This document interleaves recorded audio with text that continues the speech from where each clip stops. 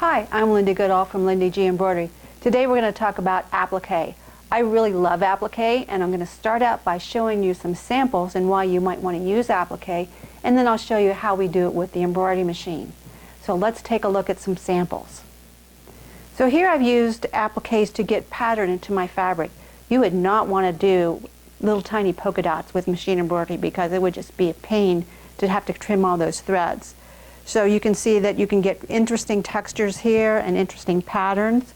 You can also use embroidery or applique to cover up pattern.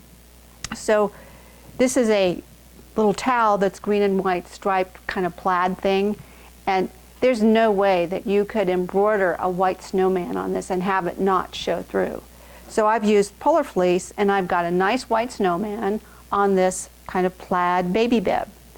Now this little eyeglass case, I've got a polka dot back here, and I could probably cover that up with the embroidery that I would use instead of applique, but applique is just so much more interesting. You can get little variation in your fabrics that you can't really get with thread. So on this little Christmas quilt, I've embroidered little gingerbread cookies, and I've used fabric again for the full area, because when you're going to stitch details, they just stitch so much better on fabric than they do on another layer of stitches. You'll get much crisper, more even stitches on fabric than you will on another layer of fill. And frankly, a big fill in there just wouldn't be very interesting anyway. So I like the fabric much better here. Another example where I've used fabric as sort of a fill stitch is on this Southwest quilt. So looking at this Cocopelli that's the centerpiece of this design, you can see that I've used fabric for an applique on his main body, and it's a little kind of mottled fabric, little tiny lines in it that you probably can't see on camera, but it's more interesting than a big fill stitch area. Plus, all those details just look better on top of fabric than they do on top of fill stitches. So another thing to note about this quilt is all those half square triangles were done in the hoop. I designed this quilt in Adobe Illustrator, and when I started stitching it out, I thought, what was I thinking with all those tiny half square triangles? So I digitized them, and they're all done in the hoop, and that's why they look so perfect. You can also use applique to create texture. So on this little teddy bear, this is a fake fur. So I've used a fake fur to get texture here, and I've used polar fleece on the little duckies. So we have this nice little soft ducky quilt, and it's a little fun quilt. I don't know that I'd use it for a real baby because I've actually used buttons, real buttons on the wheels there. So you can use fabric to create texture. You can also use appliques to cover up texture. So here on this towel, I've covered up texture with this. This one is sort of an uneven texture. So we have some nubby areas and some smooth areas. But on a normal towel, we can have pretty loopy kind of terry cloth. This one's not really high, but if you were going to embroider a design on terry cloth, unless you do something special, that terry cloth is going to start popping up through the threads in your design. And if you're just using a water-soluble topping, it only keeps those loops down while you're stitching. It's not going to do anything after it's laundered. So appliques will permanently hold down the nap. Now one more quilt I'd like to show you. If you look at this quilt, and we'll zoom back out, and I have a quilt hanging behind me that uses these same designs. Now, the one in front of me is stitched on black, and you can't always embroider on black and get a nice, solid design. The only way you can really do that is with machine embroidered applique, because it's going to really pop out those colors. A lot of really light colored threads are just not opaque enough when you embroider them, so they're never going to cover up a really high contrast background or a pattern background, and applique is going to be your best bet for that. So far we've talked about embroidery on top of the fabric, but you can also embroider underneath the fabric. You can cut away the top fabric to reveal the bottom fabric, or you can do shadow work. So here's some examples of shadow applique.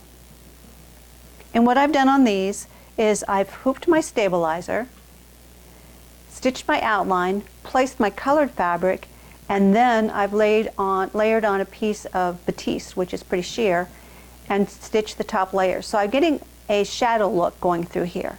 That's kind of interesting.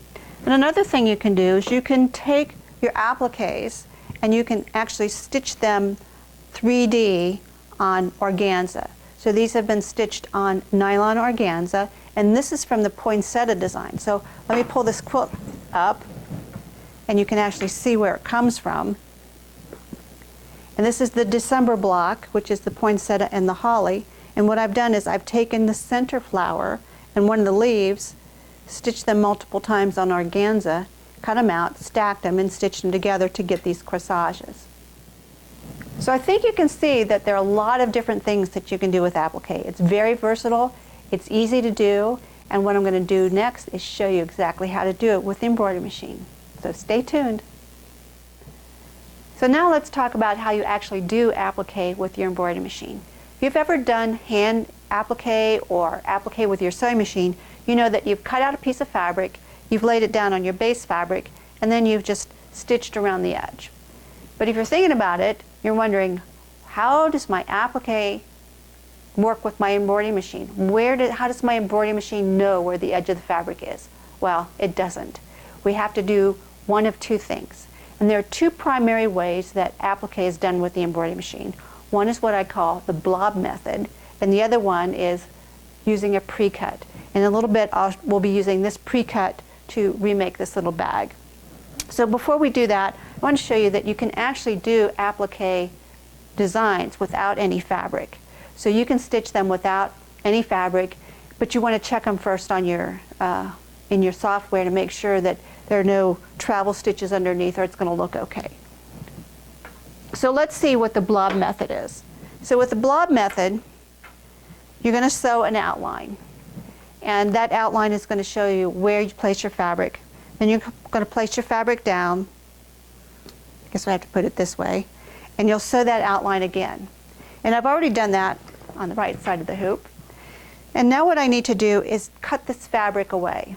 And here's the tricky part. This is a pretty basic design because, as you see, it's just a little heart.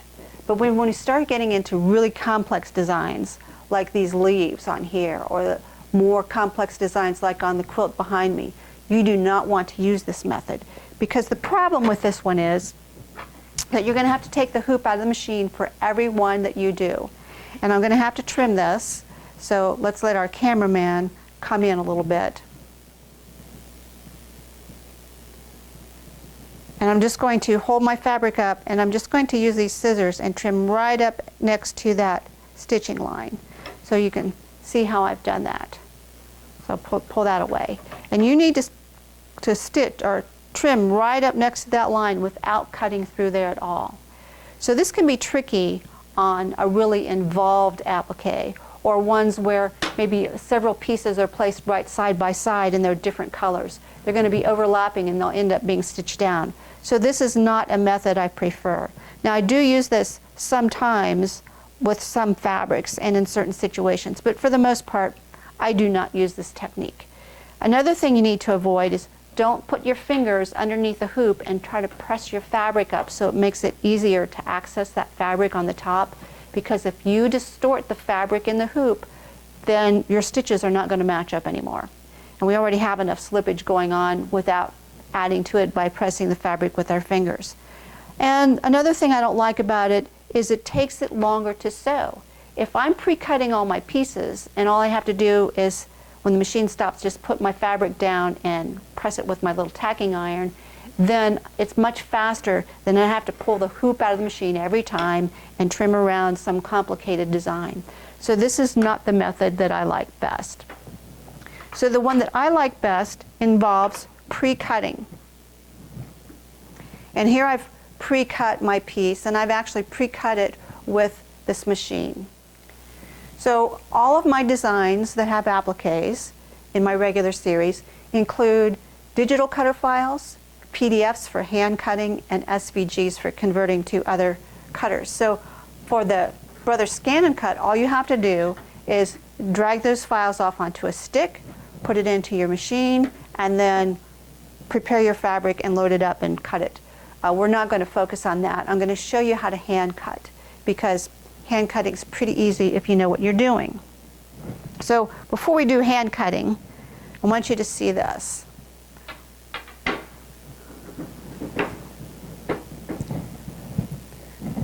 So this piece of fabric, the green is what's left over after I've pre-cut most of the leaves for the quilt that's hanging on the wall behind me. And I got almost all of them out of this 12 by 12 inch square of fabric, and it only took me 9 minutes to cut these. So if you're starting to do a lot of applique, really think about getting one of these kind of machines. There are several on the market, several different brands, so just check around and see what's going to suit your needs the best. So now let me show you the pre-cut method. And what we're going to do is we're going to be stitching this a little bit later. And this design is actually part of this quilt block. So this is the June birth month flower of the year, and this is the rose. And so what I've done is I've just taken the single rose from that collection, and we're going to make it into a little eyeglasses case or an iPod case. So how do you know how to cut your fabrics? Well, what you're going to do is look at the files that came with your collection. So what you're going to get is you're going to get a design page that looks somewhat like this. This would be for this block up here. And it shows you all the pieces in the layout that they're going to be placed on the fabric. And it looks kind of complicated, but really there are only 3 designs here. There are 4 roses, but they're all the exact same rose. There are 2 leaves. One is just a mirror image of the other one. So it doesn't matter if you put this rose in that rose's place. It doesn't matter because they're all identical as long as you cut them identically. So this is your reference guide. You'll have another PDF or SVG or FCM file. The FCM file would be for the Brothers Scan and Cut. And what I've done here is I've organized these into, I've got all the leaves grouped together and all the roses grouped together. So that makes it real easy for you to cut these out and stick them on your fabric. So what I've done here is I've taken a piece of paper, just printer paper, and I've used a piece of Totally Stable. This is from Sulky. It's a fusible tearaway and it's a lightweight. And I usually get the 8-inch rolls. They were just kind of out of stock at the 8-inch rolls. But I like the 8-inch rolls because I can just roll out an 11-inch piece, fuse it lightly with an iron at the top and at the bottom, run it through my inkjet printer and print my templates right on here. And then what I'll do is I'll just loosely cut out around these shapes, fuse them to the front of my fabric, and then I'll put some fusible web on the back. So the fusible web is important because it's going to keep your fabric from shifting, it's going to keep it from rippling, it also makes it easier to cut. What kind do I use? Well, it kind of depends if I'm going to cut them on the cutter or if I'm cutting by hand. If I'm cutting by hand, I like to use Steam a Seam 2 because it's a double stick. So this is a pressure sensitive and it's widely available. Pellon now has one that's very similar. Wonder Under is another brand. It's just a paper backed, and I'll use this when I'm using the Scan and Cut. There are other brands out there, and it really doesn't matter. Find one that you like and work with it. The problem with the sticky, the double stick ones, is that the sticky sticks to the mat on here and it peels off the fabric, so that's not a good thing. So once I've cut my fabric out, my pieces out, I'm going to fuse them to the front of my fabric. So I've already cut my roses with the Scan and Cut because they're rather complicated, but I'm going to cut these little flip-flops. And a lot of times I will cut simple shapes out by hand because sometimes I want to fussy cut my fabric. Maybe I'm using really tiny scraps of fabric and I want to make the best use of it, and that can be hard to do on a cutter. So the thing is that when you print these, because they're PDF files, if you're printing from Acrobat, sometimes Acrobat wants to shrink to fit or enlarge to fit. You want to make sure that scaling is set to none, because if these things get resized, they're not going to match your design anymore. This outline is the same outline that gets sewn. So when you saw that little heart earlier, that little outline, that's the same outline. So when I cut these out, I want to cut just to the outside edge of that fabric. So you want to use really sharp scissors And you're just going to cut around there and take your time. And I'm not going to cut this whole thing out. But you're just going to cut right along the edge there and cut very carefully because this is what's important to getting great applique. I've got some that I've already cut out, and I've done this little penguin. And here's the worksheet. I've printed this worksheet from my embroidery software. It's got all my color sequences on it. I put it in a sheet protector. And on the other side, I have the PDF that I've included with my designs that has all the information for cutting. And I've already cut out all my little pieces, and I'll just put them in a baggie, and I'll slide them in here until I'm ready to sew. And when I get ready to do my embroidery, then what I do is I'll peel off the backing, and if I've used a double stick, I like to stick it to the plastic. Now you don't want to press too hard because the plastic likes to hold the adhesive a little bit more than the fabric, so you can peel off your adhesive that way. So this will keep them all organized for when I get ready to sew. Remember that outline? When that outline sews, all we do is put our fabric right down in the middle and we're good to go. So in the last segment, I forgot to tell you one thing. People are always asking me, why can't I print the templates on regular paper and then use a spray like KK2000 to fuse them to my fabric? And the reason is, this is great for doing that if you're hand guiding your applique, but for machine guided applique, you have to cut so precisely, and what happens is it'll shift a little bit on your paper, on your fabric. And especially if you have a really big thing or a complicated thing, or you're not cutting it right away. So I recommend going with the fusible tearaway or even a sticky. You can print on sticky and do that. So now we're ready to do our embroidery, and what we're going to do is we're going to make another one of these little eyeglasses cases.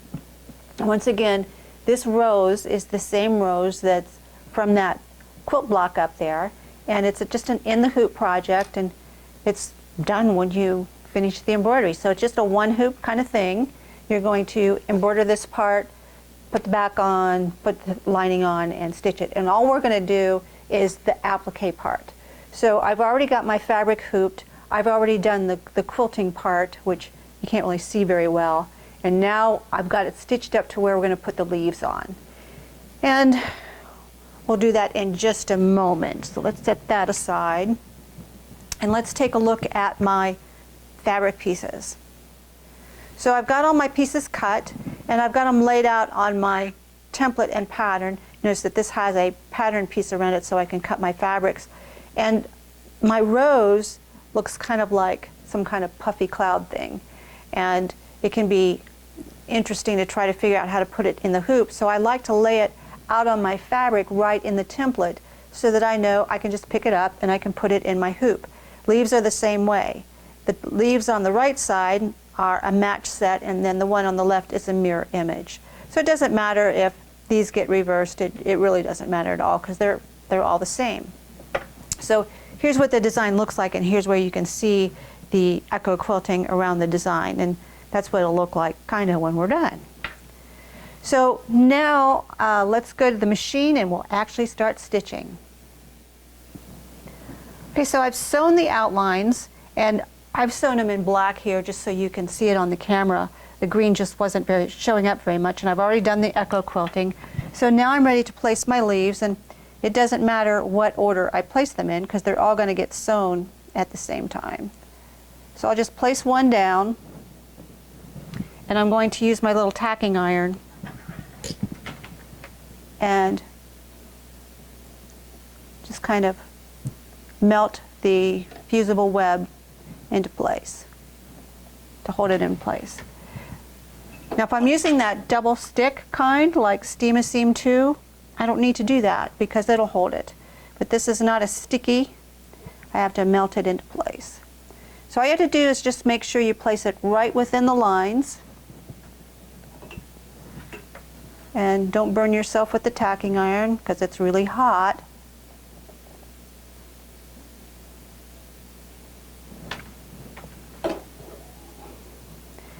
And we're only placing the leaves. The flower will get placed later.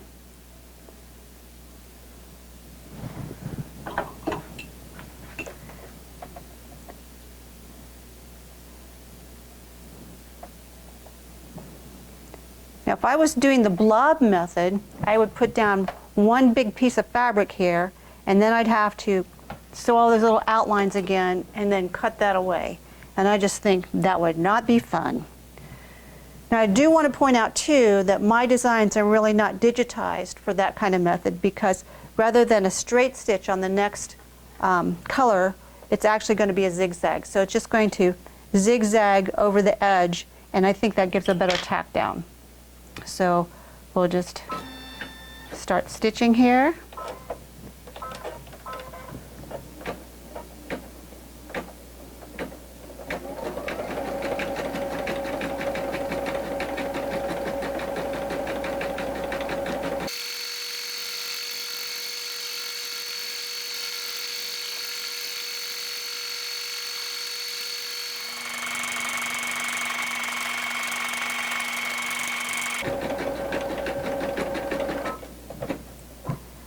Now sometimes I like to stop after the zigzag tack down sews and look to see if there are any little fibers sticking out.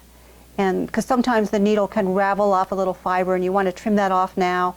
Or if I was using a hand cut item and I cut it just a tad bit bigger, I might want to make sure that it's all covered on the edge, and if not, I would go in there with my scissors and trim that off, because you don't want any fabric sticking out beyond this zigzag tack down, because it might not get covered by the satin stitch.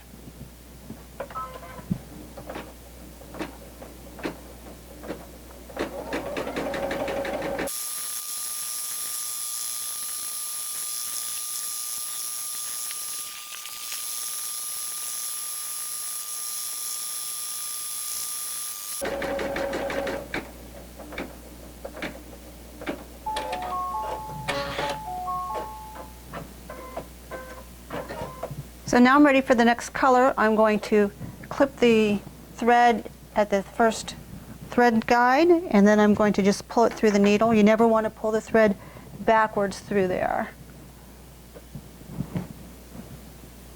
So our next color is red.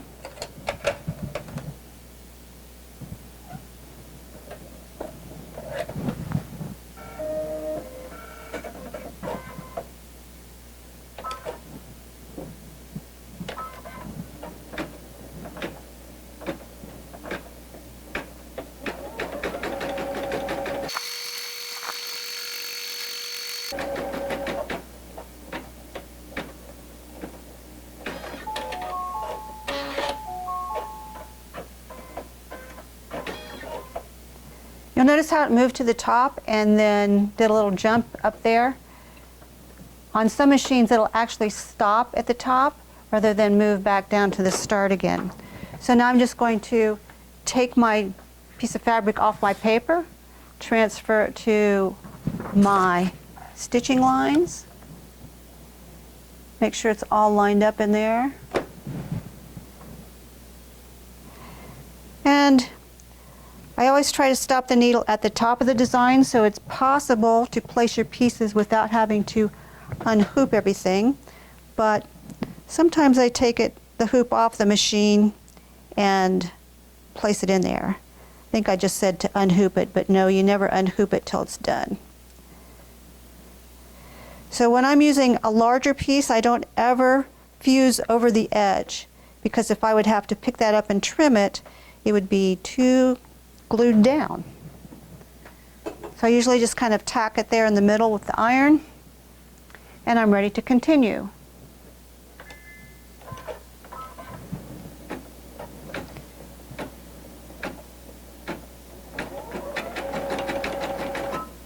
And I'm going to trim away that little tail up there.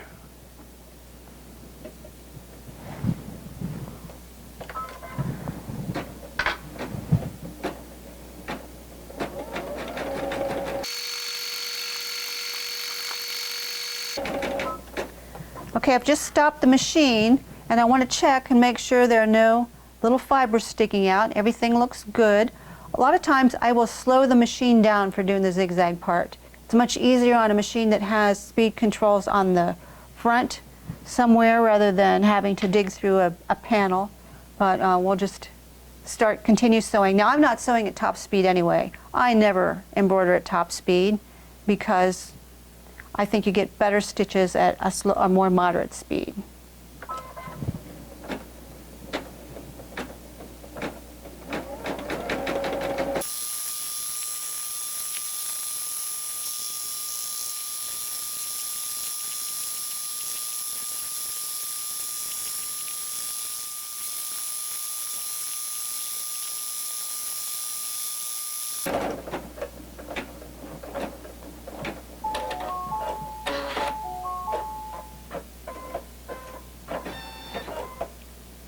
Okay, so my applique steps are all done. My rose is beautiful. I do have a few finishing steps left to do to complete my little bag, but the next step would be when it's done is to take it out of the hoop, turn it over, press it from the back, following the manufacturer's instructions for setting, permanently fusing your fusible web, and of course take into consideration your fabric requirements. You don't want to melt your fabric or otherwise destroy that. And then you're done. So I really recommend using the fusible web because it's going to keep your applique looking prettier longer. It's not going to get all puckery and wrinkly, and it's going to also prevent raveling.